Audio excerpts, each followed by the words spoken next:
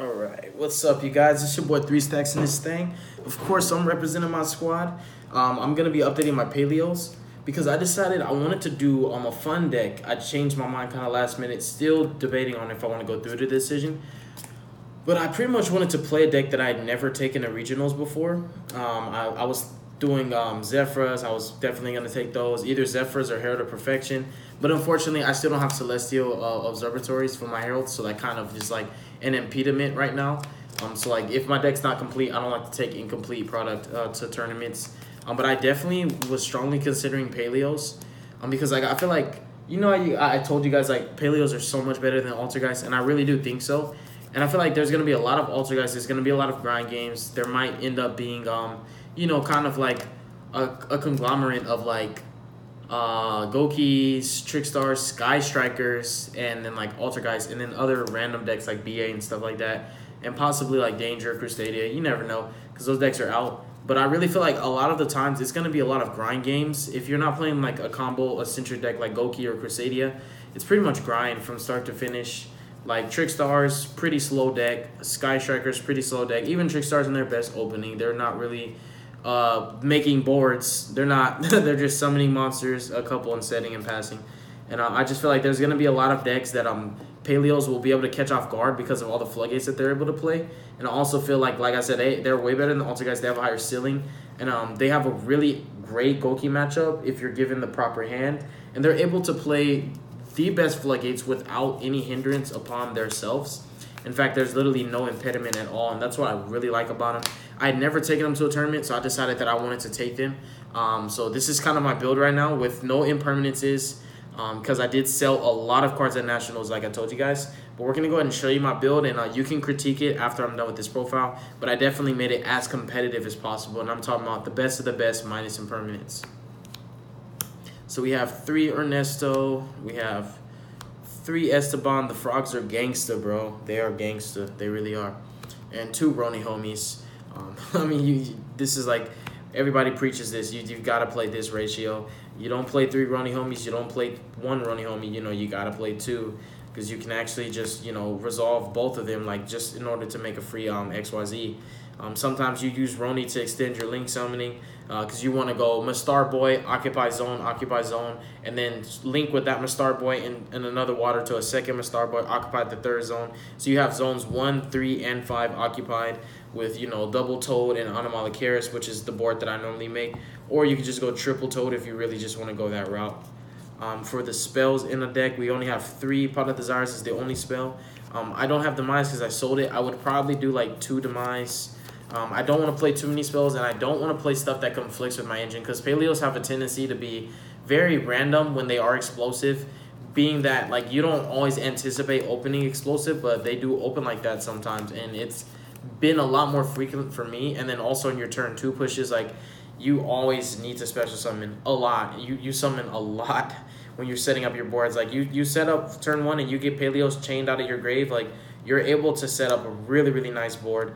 And like while Demise is a great recovery play, like again, like even though I don't have it, it's like I still feel like if I had it, I wouldn't be so invested in playing the card at maximum. I'd probably do like 2 at that. But the 3 Desires is really all I need. There's nothing that you care about banishing as long as it's not Ronin Totem. But if you do banish Ronin Totem, you just hope that you still have Lee and Kaya in your deck so that you can just return it from the banish zone to the grave. And then for our traps, starting with the Paleos, one of my favorite ones, I've always played 3 Maria, or Morella, however you want to pronounce it. I really just like it because it's a free trap. A lot of the Paleos require for your opponent to have something, and I don't really like relying on my opponent all the time, especially if they have cards that like can't be targeted. You can't target for cost because some of these cards target for cost, and it kind of sucks. But Maria is just whenever you want to, whenever you feel the need, you can load your grave with Paleos, or you could send Lost Winds and kind of just set up negations and get free extenders because Lost Wind really does help you with your pushes. Then we have triple Book of Moon. We have triple MST, really good utility. The toolbox that Opabenia provides just makes this deck so amazing. Sometimes you have to Olanoid your own mistake just so that you can resolve your Opabenia to get that trap that you know that you need to push for your combos, make your Mastar Boy, get some totally awesomes out on the field. 2 copies of Dino Misses. Really don't need 3. I find that even when I played 3, I was never really too fond of the card. it actually comes up in certain scenarios, but it's never just like in you're always using it every game, if it makes sense. If you play Paleos, even you understand like you're not always using this card, but it's such a powerful card when you do need to use it when it comes up. Like that's why it's so important. But I find like it's also like whenever you have to use it, you have to set less cards, and I kind of don't like that. But sometimes it's worth it. But I really prefer to just search this out off of Opabenia and play it from my hand and get rid of some stuff and keep it pushing. Then I play one Hallucigenia. I also played one Pikaia, one Linchaya. I wanted to play more Paleos because I find that opening with Paleos is normally how you win the game most of the times, because they always turn themselves into Opabenia and Totally Awesome just by themselves. So like I feel like the more Paleos you play, the better. But like I feel like 14 is a good enough number, even though I want to play more. I wanted to play more Pikaeas because I love this card so much. I say it in every one of my Paleo videos. Pikaia is so amazing. You normally just grab it off of Opabenia. You start blowing up some stuff. Like you just go crazy, man. Like you start popping cards and drawing cards and special summoning, break boards, make boards. Lianchaya is definitely one of the ones that I want to bump up because at that offset chance that you banish this and your Rolling Totems, which is never gonna really happen, but if it does, like that one chance that it could, that small percentage, I want to play too, but it's kind of like a card that requires a setup, and I really don't want to open up with it in hand and not being able to use it because that can probably cause you a loss. And the Hallucigenia is really good, helping you to beat over certain things, and you can also use it to target your own traps. That's what makes it more flexible. So you could just chain it, activate it, target your Paleo, chain a trap, just to get free summons. Like I was saying, I like the traps that you just don't need your opponent to have anything for them. So we have the 14 Paleos. I really was considering playing 2 Lianchaya and 2 Pikaia, but I felt like while it's increasing my odds of opening Paleos, it's like decreasing my odds of opening with traps that can stop my opponent because they help me, but they don't hinder my opponent, and you kind of need that equilibrium between the two. And then we have 3 Reckless Greeds. Reckless Greed is really good, man. And this deck, it doesn't matter that you're skipping your draw phase because you're going to go bananas anyways. And you're probably going to have Opabenia to net you free searches every turn. Your Toad's going to be spamming out, getting your dupes and swaps. You're going to be generating a card economy and advantage even after this. And this card's always a +1. If you chain a trap, it's a +2. It's really good. And it's a +3 if you get Opabenia on a Malakiris on the field. You get to draw 3 and chain a trap. It's really, really broken. And it's always better when you have multiple Recklesses because you want to chain one to the other so that you don't skip 4 draw phases. And then we have, for our Floodgates, we have triple Goals in Match. When it comes to Goals in Match and Rivalry, I feel like Goals in Match is a little bit better a lot of the times. Even though, you know, some decks do play the same type, like, you know, Alter Guys are all Spellcasters. Gokis, yeah, they're all Warriors, but, like, they can't do any Nightmare plays. And then, like, Trick Stars are all Fairies, but it's just, like, they still, you know, like, I find that Goals in Match is a lot more of a hindrance than Rivalry. I still do play the Rivalries, don't get me wrong. But I play 3 Goals in Match and 2 Rivalry because I just find that Goals in Match is a lot better.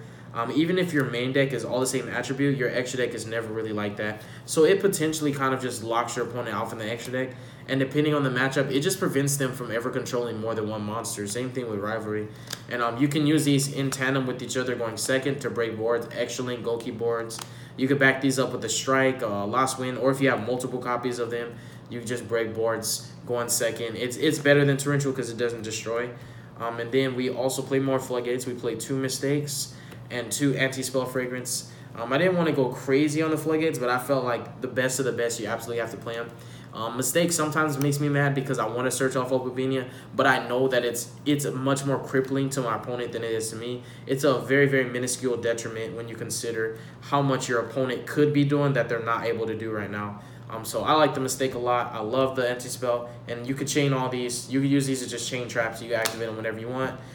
The only one that can really hurt you is the Mistake. All of your monsters are aquas. All of your monsters are waters. You don't even need them. I don't really even make anything besides Toad and Mr. Boy and Opabenia and Almond Karis. So it's never like, oh, dang, I wish I could have made a Topologic. Normally when you have these up, Topologic is irrelevant because there's nothing really you can blow up. And the Anti-Spell is so great. You only play 3 spells, and you don't even care if you can't resolve them. And then we have, let's get rid of those Floodgates. We can just keep them right here. We have some of my personal favorites. Whenever I'm playing Paleos, I always play Wabakus and Threatening Roars. I don't understand why Paleo players don't run these. They're really good. When you draw your Paleozoic traps in combination with one of these, you're normally able to get a free field because they're already unaffected by monster effects anyways, and if your opponent can't run them over by battle, they basically either Raigeki or pass, and that makes it so difficult to break your board. And it just guarantees that you'll have plays to make on the follow-up because your Paleos are free. You can just get your board built up, search out some traps, set up some negations, attack, hopefully OTK, and if not, just keep it pushing. You've already established yourself after you've 1-for-1'd your opponent so many times. Double strike, I don't really like 3, and I don't like that it can't, you can't chain a trap from it. But at the same time, strike is such a necessary evil. If you're not playing it in Paleos, I really highly recommend that you should. Even though it's a counter trap, we understand that, but it's just so good. It really is. It even helps you to break boards because monsters cannot chain to its activation. And then we play 2 lost wins because I do play triple Maria. I like to see lost win a lot. And then I do play Desire, so kind of sometimes you got to play extra copies of cards that you feel are really important. And lost win is one of those cards that I find is extremely, extremely important. Not only from the grind games, but for pretty much every matchup, it's just so universally good. Even helping you to beat over things, helping your Toad to pretty much get over anything, the permanent negation, the ability to chain 2 traps off of it. You can even return it off of Lian Chaya if you really want to go that far. Like, it's just so good. It's like, it's a play stopper and an extender. Lost Win is so good in Paleos. I don't know why you wouldn't play it. And the main deck should be 44 cards, I believe. The extra deck is 3 Mistar Boys. I'm always going into this guy pretty frequently. In fact, normally on my turn 2 setup for the push, I go into 2, and I always need the third because you don't actually pop the Mistar Boys. You link with 1 Mistar Boy and a water to make the second one in the other extra monster zone if it is unoccupied.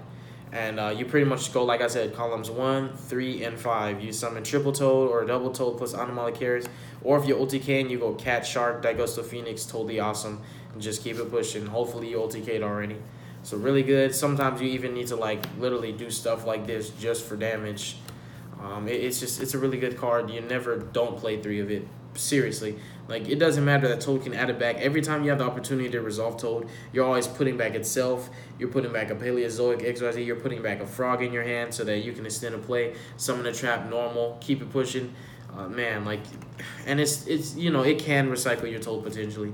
We play triple Toad. Hands down, we're not playing less. This card's retarded. It's a +2, bro. I mean, like, I'm negating your card. You're negging. I'm getting a water from the grave. It's paid for itself. I've made you take a neg, so now I'm on a +1. And then I get to set your card to my side of the field. That's a +2 in my eyes. Like, I forced you to take a neg, and I've gotten 2 cards out of it. So it's like, I 1-for-1'd you and got 2 cards out of it. I'm totally winning right now. So Toad is just retarded, bro. I don't even know why this card's still, like, at 3. Triple Opalbenia. I love this card. I go into it so frequently. And because my extra deck does have space, because I do not have Topologic Bomber, and I don't have, any other generic rank 2s, I tend to go into the Paleozoic XYZs, like, so much. Like, it's crazy. I go into them more than I go into Toad a lot of the times. Opalbenia is just so ridiculously good. It really is. It even helps you when you're able to set up. It helps you to play around evenly and Twin Twister and Heavy Storm Duster and all this back row hit. You just keep your Paleo traps in your hand and play them from your hand just like that. 2 Anomalycaris. Anomalycaris is ridiculously good. It's a lot better than Dryden. It gets you a lot more advantage. And they're all unaffected by monster effects, which is a benefit. It really is. That's an Ekrute mod right there. Being able to pop any card whenever you want and grabbing an additional resource, especially if you're under Reckless, it's like you're still drawing for turn, except you're drawing 2. 1 on your turn, 1 on your opponent's turn. Helps you to out-resource your opponent. Such an incredible card. And just the other situational cards, I play the Daigusto Phoenix, the Cat Shark. You're normally doing this, like I said, that's why you go Mistar Boy, because you want to occupy all 3 of the zones that Mistar Boy's arrows grant you. And you're normally just doing this. Toad, Phoenix, Cat Shark. And that's game right there. Like, that's game. You've got, you're going to be able to double this guy. And I believe that it doesn't double the original. It should just be double its attack. No, it's double its original. So you've got 4,400, totally awesome. You've got your Daigusto Phoenix, you got your 3K, you've got your Mistar Boy, you've got your Cat Shark. Cat Shark is at 1,000. Toad's gonna be boosted, so he's gonna be 49. You've already got 59, then you got 3K, that's 89, then the Starboy is another 19. Like, it's an OTK, hands down. And that's really how you go for game. And then this just gets over anything that can be targeted. Because Paleos have removal for everything that can be targeted, but if it cannot be targeted, you have to Centuriate.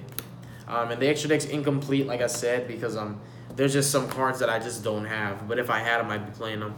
And then some spicy techs. So far from my side deck, I'm still building it. But I do want to play triple Heat Wave. Because when you don't open with the Frog, like, and it's like, yeah, you have a chance of opening with it, but even sometimes when you open it, it's just a lot better to Heat Wave your opponent. Because, like, it also helps you when you don't open with the Frog. Well, it's because your opponent is basically going to be a sit and duck. There's not really much that they can do if they can't summon monsters. And it really just says affect monsters. So you got to realize, like, you're still chaining your traps on your opponent's turn.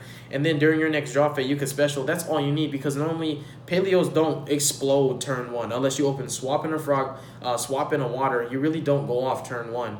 So it's just like, it makes dumb sense to prevent your opponent from going off on their turn 1, so that on turn 2 you can crank up the heat, and you normally could kill them because they've applied 0 pressure to you. They literally can't summon anything. Like, there's no deck that's running vanillas that's just topping everywhere right now. Everything's affect monsters. Heat Wave makes dumb sense. I don't know why Paleozoic players don't play this. I have so many questions for Paleozoic players. But yeah, 3 Heat Wave definitely going in my side deck. In fact, I was considering actually main decking the card, because it's ridiculous, dude. It really is. In fact, I just had deja vu. But thank you guys so much for watching the deck profile. God bless you. Make good choices. Don't hurt your brain cells. Don't do drugs. And Carthage must be destroyed. I really do hope that you guys enjoyed this video. Definitely let me know your honest opinion and feedback on how you feel that my Paleozoic deck is. If you feel it needs some work. If you're curious about ratios, like why I play 2 Mistake and 2 Anti-Spells, 2 Gojins, and 2 Rivalries, just, it's really just space. When you're trying to make space for your deck, you can easily just cut one of a 3 of that is not extremely focal, but it's still partially necessary. But yeah, you guys, that's pretty much all I have for you tonight. Peace out, y'all.